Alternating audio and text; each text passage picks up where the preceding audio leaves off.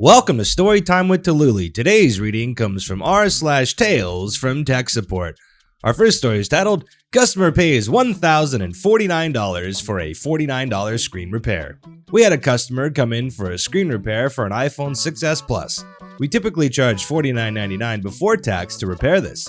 The customer was kind of annoyed and genuinely abrasive because we have pandemic procedures in place right now due to COVID-19. Our pandemic procedures involves having one person in, one person out, and keeping the door locked between customers, and the door has 3 sign-ups telling any customers to please take a ticket from the ticket dispenser and wait in their car for someone to come out with the sign to display the next number to be served. About 90% of our customers ignore these signs and somehow even avoid looking at the signs, even if they are right in front of them, and instead go right to pulling on the locked door, get annoyed, and start knocking on the door. Even if they had already managed to pull a ticket, this was one such customer. But the real problem didn't come before the repair, it came after. The customer, still passively aggressive towards our service reps, picks up their device and waits in the car for about an hour. Our customer service rep, understandably curious as to if the customer has a problem, goes out there and sees if the customer needed anything else. To which the customer, without explanation, yelled at our service rep to go away and, in not so many words, to F off. The customer immediately started pulling out at this point, and their bumper began falling off. Our customer service rep, by their account of the event, just watched as they pulled away with a bumper becoming further and further detached from their vehicle, by the second wondering if they were going to stop and fix it. The customer never stopped to maintain the bumper and actually let the bumper come off and fall in the entrance to the parking lot, and then proceeded to drive off without attempting to retrieve their now fully detached bumper. I remember that they had a front-mounted license plate on their bumper, decided to take a picture of the abandoned bumper and bring it to our store and call the non-emergency police line for our city to report a freshly abandoned bumper on the road. My shift ended and I had left before the police arrived, as they were busy trying to prevent rioting in our city that actually had happened on the same street as my job location. But from what my coworker told me, the cop that arrived said that if it was just simple debris, it would have only been a $50 fine and possibly a month in jail. But because they had actively neglected a significant part of their vehicle on the road, there were additional charges such as reckless operation of a vehicle and neglect of responsibility to a major road hazard, as the abandoned bumper could pose a threat to another vehicle that tacked on roughly another $950. Oh my gosh. I didn't realize you could spend a month in jail and get a $50 fine. It's like, if the fine is so low, why is it a month in jail? My goodness. But that's sad. I guess the customer was very frustrated and just simply didn't care that their bumper got ripped off at that point. They were probably so angry. Our next story is titled, Can I Have My Cat Photo Back on My Desktop, Please?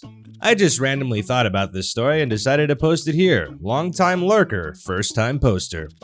This happened about a year ago when I worked at a small nonprofit health clinic as a help desk technician. My company had recently brought in an MSP to help upgrade the IT infrastructure at the clinic. I would say that they did this crap to improve, but that's another story. Fun thing about this MSP is that they never tell me or the rest of the in-house help desk team when they were going to push out major updates, where when Monday comes around, we get a flood of calls or tickets in the morning about something that was changed or had broken because of said update, and not knowing how to fix it because we weren't informed until later in the afternoon. One of the changes that they made, albeit minor, was that they changed the desktop background from the regular Windows logo to an all light blue background with their logo, help desk number, and computer name at the bottom right of the screen. Truthfully, not many people mind it, plus it made it easier for the user to give us the computer name whenever they called, but we did get calls from 1 or 2 from managers that had already had a background photo saved as their wallpaper. In comes the director of the behavioral health department. Now, the BH director was a nice old woman, but was also computer illiterate. I never had no problem with her since she was always patient and didn't throw a fuse when we couldn't fix something right away. She did, though, had a wallpaper of her cat that she loved so much on her desktop. My other coworkers that have been there longer already know of the cat and said she would on and on about it.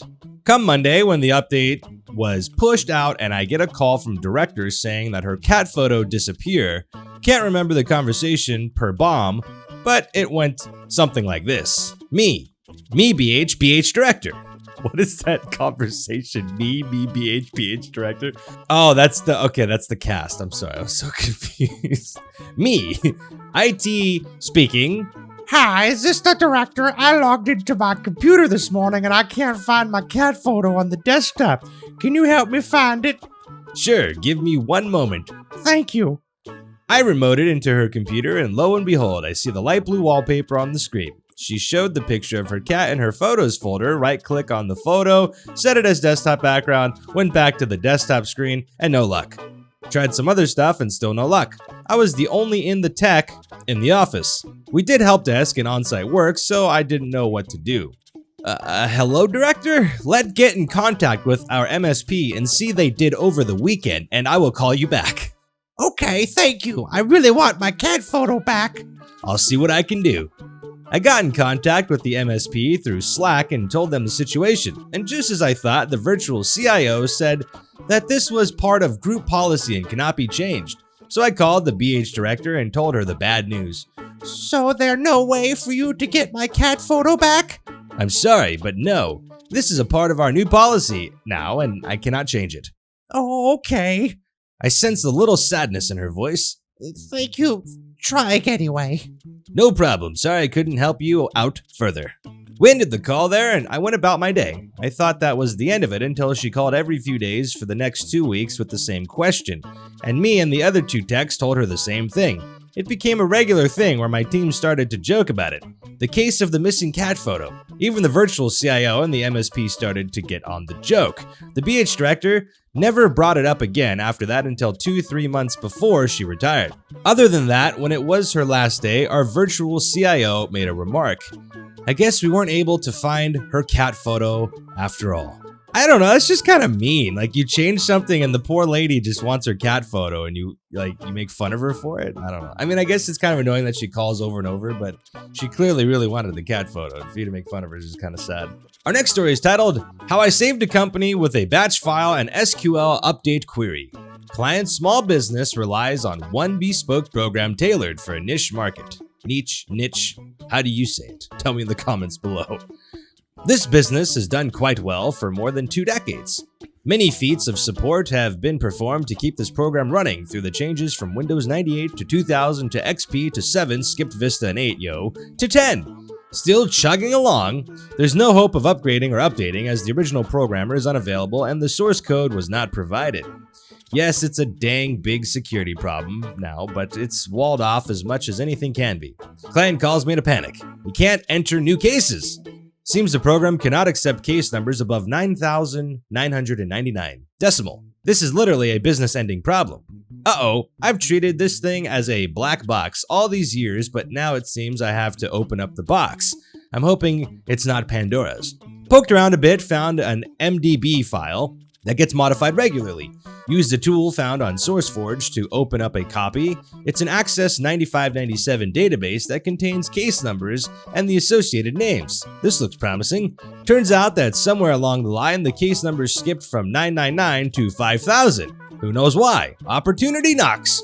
2 SQL update queries later, everything 8,000 is now 2,000 and everything 9,000 is now 3,000. But wait, there's more. Each case is also associated with files named according to case number. Batch scripting to the rescue. 4 statement string extraction, iterate through. Now all the files that had been named 8,000 are now 2,000. And well, you get the idea. Run these against a test copy of the folders, and what do you know? The dang thing works. With the nod from the client, run them against the production folders and database. Voila! The day is saved. All the old case work, the client can enter new cases, and 2,000 available case numbers will carry the business well past the client's retirement. Yeah, you saved the day! That's pretty cool, actually. I like that story. Our next story is titled, Okay, Now What? I work for a certain multinational coffee chain in their IT help desk department. Over the years, I had a few memorable experiences. The end user who insisted I fix the Dual's airport Wi-Fi As it was not working, the woman who truly accidentally permanently deleted all of her emails, to name a few, but one took the cake. A store manager called in, worried because nothing seemed to be online. Not the registers, the Wi-Fi, heck, the Spotify music wasn't even working. Suspecting a power issue at the switch, I walked him through how to find it. Me. Okay, I need you to find the IT rack in your office. It's where your security camera feeds are, your router, everything.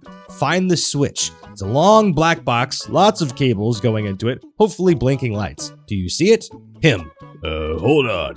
Patiently waits for 5 full minutes, wondering what the heck is going on. Okay, I unplugged all the cables in the box. Now what? Everything went to that switch and was configured to its specific port. This numbskull mixed up 30 plus cables all by himself. It took us 2 days to get it straight. It was an absolute disaster. Oh my gosh. Don't take the tech into your own hands if you're not qualified. Oh my goodness, I can't even imagine. Well, it's just 2 days of pay that you were able to get just focusing on that one thing. Oh, that must have been frustrating. Well, that's it for today. Thank you for tuning in.